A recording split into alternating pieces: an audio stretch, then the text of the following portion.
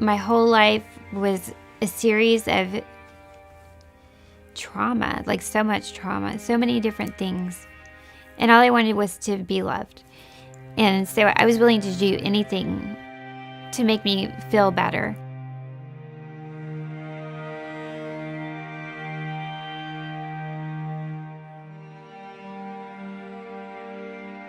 My goals in my early 20s and even 17 years old is to get married and have a child and be a mom. That's all I ever wanted. It sounds really silly, but that's what led me into the industry. It led me into relationships with men because I wanted to get married. I wanted to have a child. And a lot of times the way to earn love was to be whatever they wanted me to be. Whatever they wanted me to be is who I became. And so I meet a photographer. He's happy to shoot me. He thinks I'm gonna he's gonna put me in some magazine or whatever. And so that gave me a little bit of hope.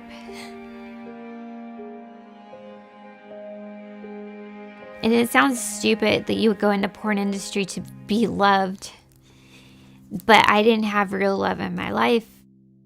Just that little bit of hope kept me going.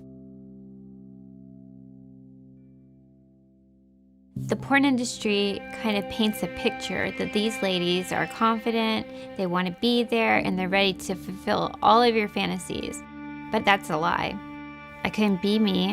I had to be somebody else. I had to look the part. I had to pretend to be confident, pretend to be interested in what was happening. I ended up in an abusive relationship with somebody who actually I worked with in the industry. And we were together for 3 years, three and a half years. And he would rape me all the time and get me pregnant. I had situations where I was, sexually abused by people on set. And like when I was a child, I would just disconnect. So I'm not really there. I'm disconnected and I'm scared. Which is why I'm disconnecting. That desperation in those situations caused me to go even deeper into depression, to have more anxiety, to be more desperate. I was very suicidal. I don't even know how many times I tried. But nobody was stopping me. I even would tell people, like I told my mom, I was really longing for her to say, don't do that. I love you. You're worth so much. So nobody stopped me.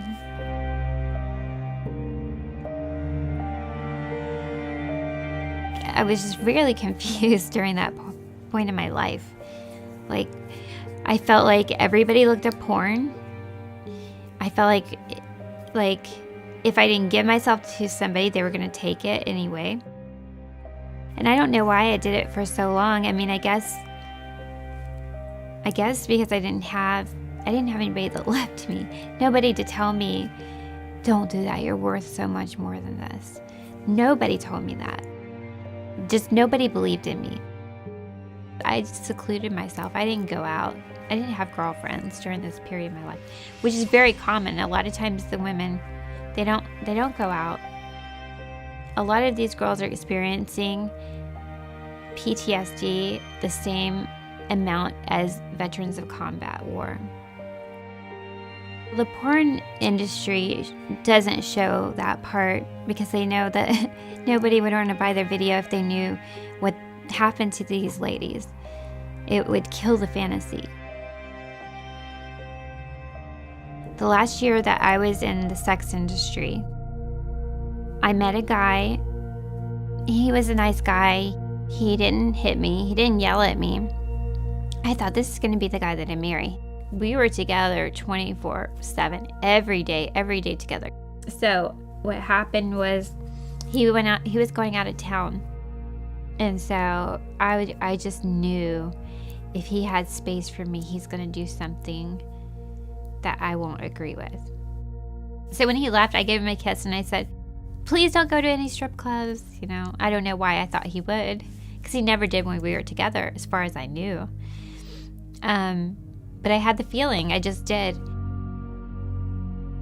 So I said that, and then the next night he called me from out of town at like 2 a.m., drunk. I hear music in the background. I'm like, are you at a strip club? He said no. The next day, I asked him again, and when he was sober, and he told me yes, that's where he went. And I was devastated. It was not just that he went there, it was because 7 years of trying to be the perfect fantasy dream girl, and now the one guy who doesn't abuse me is going to see another woman to fantasize about her. So that was really devastating to me, because I realized no matter what I did, I was never going to be enough.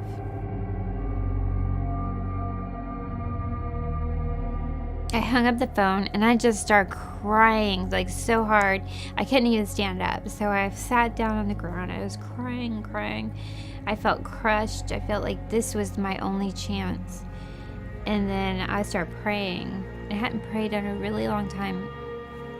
But I knew Jesus when I was a little girl. But after all the things that happened, I didn't know where he was. Why did he do this to me? Why did he leave me? Why, and I prayed and I said, God, if you're real, I need to know it. I need you to tell me. I need it to be really clear, because I don't feel you in my life. I gone through so many traumatic things and you haven't been there. So I prayed that. I wish I would have prayed that earlier, because he did reveal himself to me.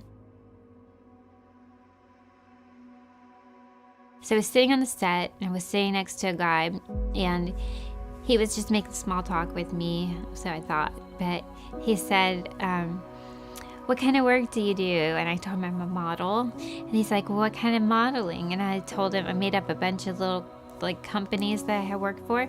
And then he's like, what else? And he kept prying. So finally I just said, okay, I do adult stuff. I do porn. And he was like, do you believe in God? I was like, yes. I just prayed for a sign. Now this guy's sitting next to me. I was a little girl who was a believer. And all these years, so many things had happened that I kind of lost my faith.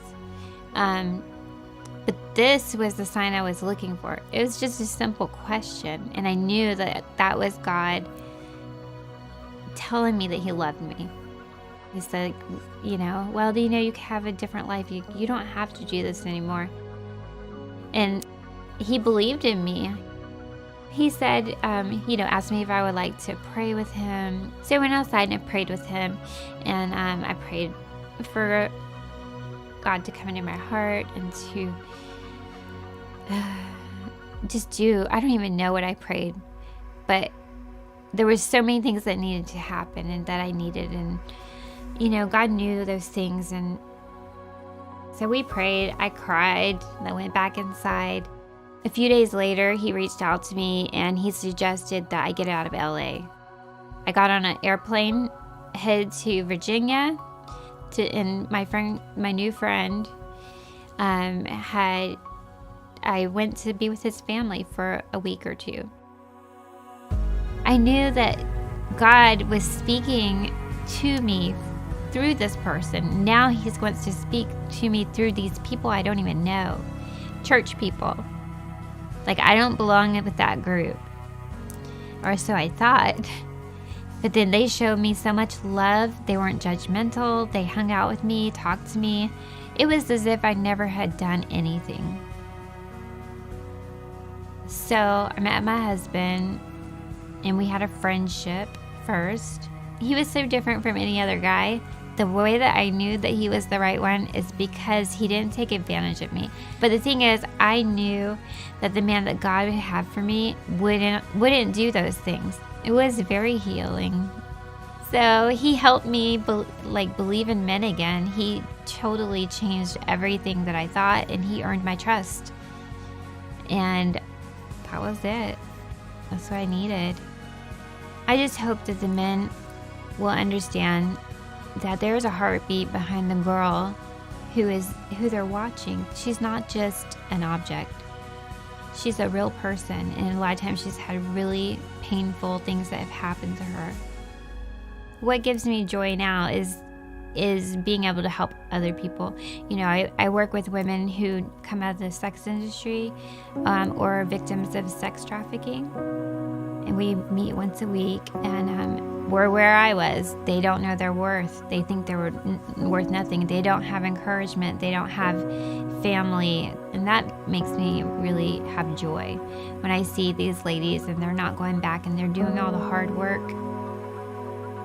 I feel like I'm supposed to be at that point in their life to encourage them because of what my life was like. It makes me feel like my story wasn't wasted.